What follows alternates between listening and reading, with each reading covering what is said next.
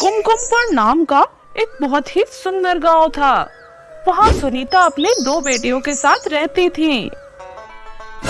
ये है सुमन, जो काले रंग की थी पर बहुत अच्छी और कोमल स्वभाव की। और वहीं दूसरी तरफ उसकी बहन प्रिया हमेशा उसका मजाक उड़ाती। ए काली, इधर आ, चल मेरे लिए जल्दी से पानी लेकर आ, नहीं तो तुझे बताती हूँ मैं अभी। वो सुमन को बहुत ज्यादा सताती, उसे परेशान करती। अब घर में वो दोनों पूरे दिन अकेले ही रहते थे। कुछ साल पहले उसके पिता की मृत्यु हो चुकी थी, तो उसकी माँ को ही घर संभालना पड़ रहा था। उसकी माँ की शहर में एक फलों की दुकान थी। वो रोज सुबह सुबह अपने घर से निकलती दुकान के लिए और रात में घर लौटती। एक दिन उसकी माँ की तबीयत बहुत खराब थी। वो अपनी बेटियों से बोली, क्या आज तुम मेरी जगह दुकान चली जाओगे? सुमन को उस दिन कॉलेज जाना था, उसका एक इम्पोर्टेंट पेपर था उस दिन। माँ, आज मेरा पेपर है, मैं तो नहीं जा सकती। अगर नहीं होता तो मैं जरूर चली जाती। और तभी प्रिया बोली, माँ, मुझे अपनी सहेली के साथ पार्टी में जाना है, तो आज तो पॉसिबल नहीं है। माँ, ये झूठ बोल रही है, ये किसी लड़के के साथ जाएगी पार्टी में। चुप रह तो, नहीं तो मुझसे बुरा कोई नहीं होगा। छोड़ो, लड़ो मत जाओ तुम दोनों, मैं ही चले जाती हूँ दुकान पर। अगर नहीं गई तो ये घर कैसे चलेगा? उस दिन वो दुकान पर तो चली जाती है, पर दिन प्रतिदिन उसकी तबीयत बिगड़ने लगती है। वो सोचती है अब उसको अपनी बेटियों की शादी कर देनी चाहिए। फिर एक दिन वो जाती है डॉक्टर के पास। हमें माफ कर दीजिए, आपकी बीमारी अब ठीक नहीं हो सकती। आपको कैंसर है, जो कि काफी बढ़ चुका है। हमने बहुत कोशिश करी, पर अब बहुत मुश्किल लग रहा है। मुश्किल लग रहा से क्या मतलब है आपका? वो बस आपके पास अब थोड़ा ही समय बचा है। ये सुनकर वो बहुत रोने लगती है और रास्ते में घर जाते जाते वो सोचती है आज ही वो अपने कुछ जानकारों से बोलेगी कि वो अपनी बेटियों की शादी करना चाहती है। वो अपने घर पहुंच जाती है।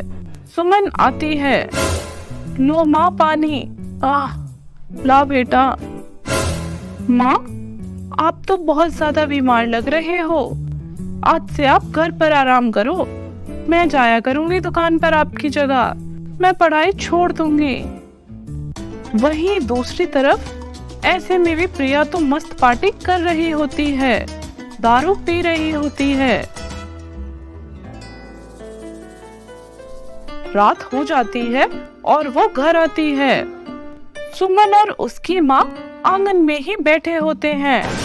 आप यहाँ क्या कर रहे हो माँ? आप सोए नहीं अभी तक? बेटा, थोड़ा काम बाकी है। कल तेरी बहन को देखने के लिए एक लड़का आ रहा है। अच्छा, तो मैं क्या करूँ इसमें?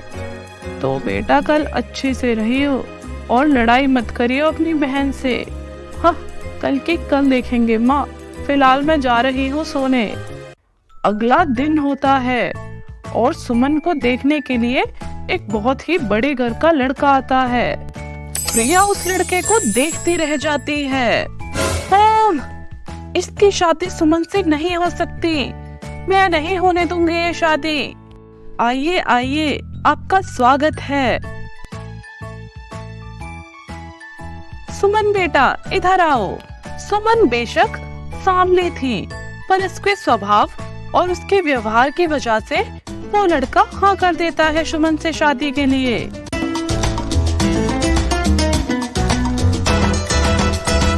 और वही ये बात प्रिया को बिल्कुल हजम नहीं होती। वो चला जाता है। उसकी माँ उन दोनों को बुलाती है। सुनो बेटा, मेरे पास ज्यादा कुछ तो नहीं है, बस यही है तुमको देने को। अब बड़े घर का रिश्ता है तो थोड़ा बहुत तो हमें भी रखना होगा। ऐसे ही थोड़ी बहुत देर बातचीत चलती है, फिर सब सोने चले जाते हैं। पर उस रात प्रिया को बिल्कुल भी नींद नहीं आ रही थी। वो अपने कमरे में पड़ी पड़ी सोचती है क्या किया जाए शादी को रोकने के लिए। तभी उसे आइडिया आता है, अगर वो सारा पैसा और सोना ही गायब कर दे तो ये शादी होगी ही नहीं।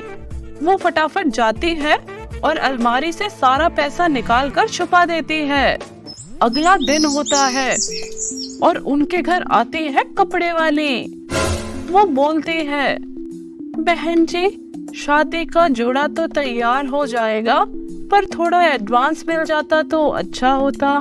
हाँ हाँ, क्यों नहीं, मैं अभी लाती हूँ। जैसे ही उसकी माँ जाती है कमरे में, वो देखती है अलमारी से सारा रुपया पैसा तो गायब है। सुमन और प्रिया भागे भागे आते हैं। क्या हुआ माँ? बेटा, हम बर्बाद हो गए, लुट गए, सारा पैसा गायब है। अब कैसे होगी शादी? क्या करूंगी मैं? हमारा तो कोई है भी नहीं जो ऐसे वक्त में हमारी मदद कर दे। अब क्या करूंगी मैं? माँ, आप चिंता मत करो, सब ठीक हो जाएगा, कुछ न कुछ रास्ता जरूर निकल जाएगा। और सुमन ऐसा कहकर घर से निकल जाती है। थोड़ी दूर चलते ही वो एक नदी के पास पहुंचती है। वहाँ एक पेड़ के पास उसको एक नेकलेस दिखता है। अरे, ये क्या है? सुमन, मैं एक जादुई नेकलेस हूँ। सुमन ने ऐसा पहले कभी नहीं देखा था। वो डर जाती है। डरो मत सुमन, तुम बहुत अच्छी लड़की हो, पर तुम्हारे साथ हमेशा गलत होता है। मैं तुम्हारी मदद करूंगी, तुम जो भी मांगोगे सब पूरा हो जाएगा, सब मिलेगा तुम्हें। अच्छा, ऐसा है क्या? वो उस पेड़ के नेकलेस को लेकर आ जाती है और सुमन उससे जो भी मांगती वो सब उसे मिल जाता। ये देखकर प्रिया को शक हुआ कि ऐसा कैसे हो सकता है। पर प्रिया को उस पेड़ के जादुई नेकलेस के बारे में पता चलता उससे पहले ही सुमन अपनी माँ के पास गई और उसने अपनी माँ को सब बता दिया। चलो बेटा, ये तो अच्छी बात है। तभी सुमन बोली, मेरी माँ की जो भी बीमारी है वो सब ठीक कर दो प्लीज। और तभी जादुई रोशनी आती है और उसकी माँ बिल्कुल ठीक हो जाती है। तभी उसकी माँ बोली, जिसने भी हमारा रुपया पैसा चुराया है उसकी अभी पिटाई शुरू हो जाए डंडे से। राज की बात बताती हूँ तुमको मैं, जिसने ये करा है वो तुम्हारे घर से ही है। ऐसा कैसे हो सकता है? हम तो 3 ही रहते हैं इस घर में। तभी वो डंडा प्रिया को पीटना शुरू कर देता है। हाँ माँ, बचाओ मुझे। तूने ये क्यों करा? अपनी ही बहन का घर उजाड़ने चली थी तू, बदतमीज लड़की, और पीटो इसको। ऐसे प्रिया को उसका सबक मिल जाता है और सुमन की धूमधाम से शादी होती है। तो बेटा, आगे से चोरी करना और अपनी बहन से जलना छोड़ दियो बिल्कुल। तो दोस्तों, कैसी लगी आपको ये कहानी? हमें कमेंट्स में बताइए। और ऐसी ही कहानियाँ देखने के लिए जल्दी से चैनल को सब्सक्राइब कर लें।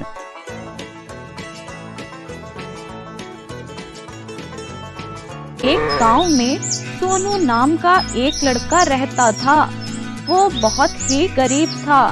उसके घर में उसके बूढ़े माँ बाप और एक छोटी बहन रहती थी। वो अपने बूढ़े माता पिता की बहुत सेवा करती थी। सोनू भी बड़ी मेहनत से और लगन से सारे काम करता था।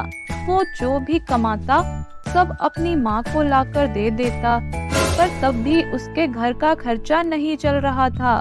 अब वो बहुत ही परेशान हो चुका था और परेशान होके वो एक पेड़ के नीचे बैठ जाता है और सोचता है, माँ पापा की दवाई के लिए पैसे चाहिए और छोटी की शादी भी तो करनी है। अभी यहाँ रहूंगा तो कुछ भी नहीं कर पाऊंगा।